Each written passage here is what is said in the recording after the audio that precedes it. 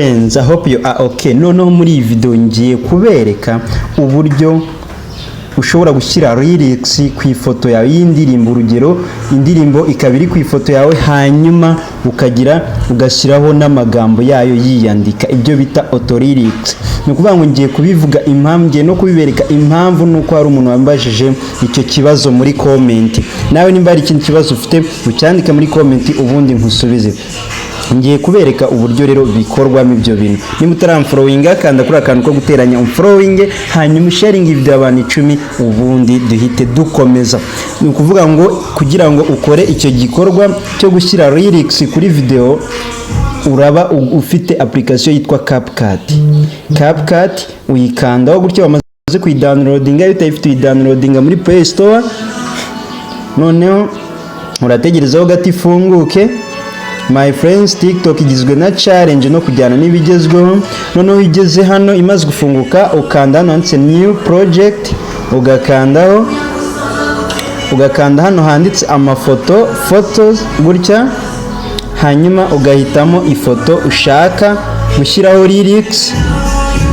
Wenda turebe nimba ari iyi,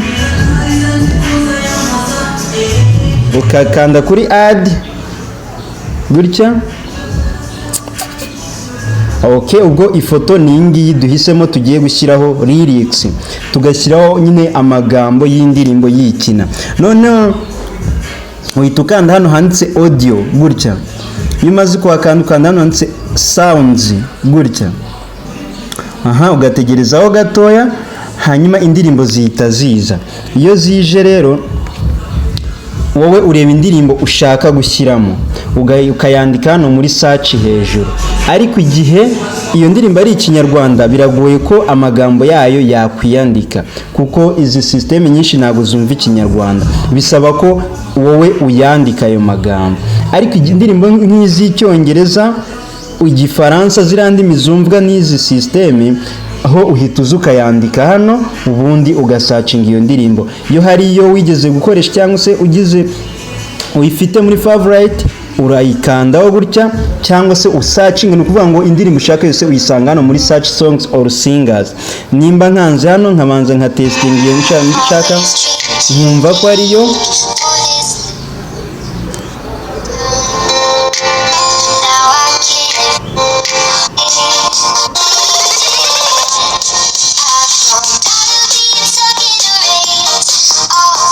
Okay, nayumvishe niyo ni ngi nshaka gukoresha. Uhita ukanda rero kuri akantu ko guteranya gutya, tayari ubu indirimbo yagiyemo gutya. Noneho kugira ngo ifoto yawe ize kujyana n'iyi ndirimbo, bize no kurangirana bitewe n'amasegonda wagennye, wowe uhita ugakanda ku ifoto yawe gutya, ugakanda kuri akantu k'ifoto, ukakongera gutya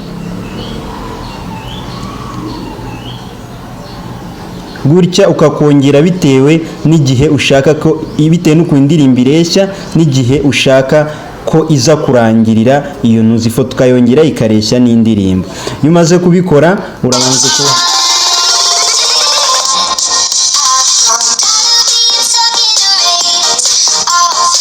tayari indirimbo yamaze kugeramo. Ariko ikintu cy'ingenzi dushaka twebwe nicyo bita lyrics.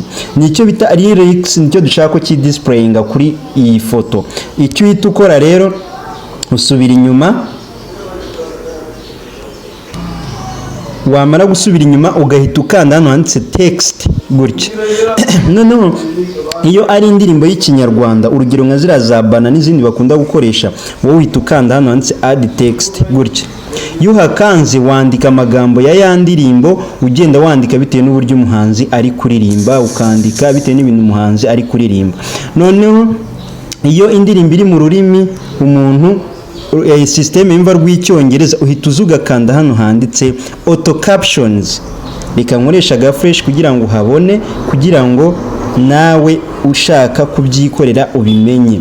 My friends, nimba utaramfollowinga, nimba utarajya kuri YouTube searching Gatari Fred, kabisa mfasha ujye kuri YouTube ukande searching Gatari Fred, ukore subscribe hano kuri TikTok.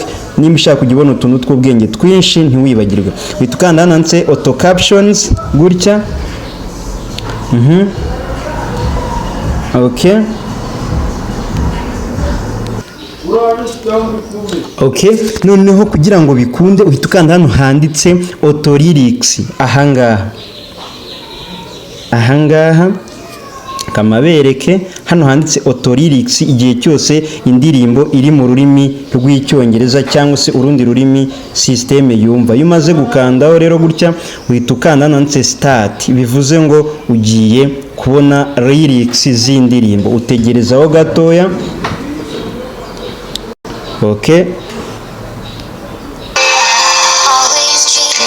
Okay, urategereza hano hejuru nk'uko ubibona iri gucreatinga icyo twita lyrics. Hano utegerezaho amasegonda make bitewe na internet yawe uko ingana. Okay, ntiwibagirwe kumfollowinga, ntiwibagirwe kujya kuri YouTube ngo urebe izindi video z'ubwenge. Video zose niho nzishyira.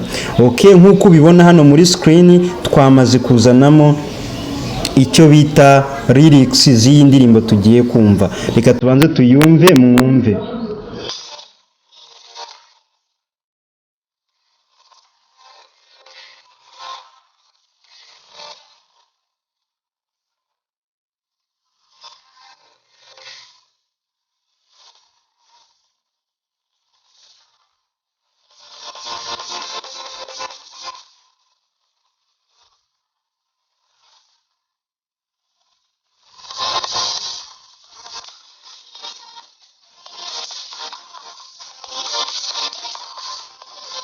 Okay, nkuko ubibona lyrics zamaze kuza tayari, nawe wakoze video nk'iyabandi. Ahubwo igisigaye ni style y'inyandiko y'iyi ndirimbo. Urabona byanditswe mu buryo busanzwe. Ushatse guhindura iyi nyandiko ukandika mu buryo ukanda hano handitse style gutya.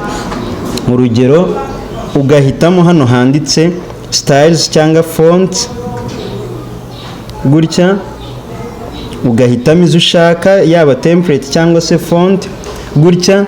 Urugero nimba ushaka ko ziza kwikina urakanda wenda nko kuri imwe gutya, turebe ese iziraza kuba ziri kwikinaho gute. Tegereza bitewe na connection ufite, kadukande. Okay, noneho turebe.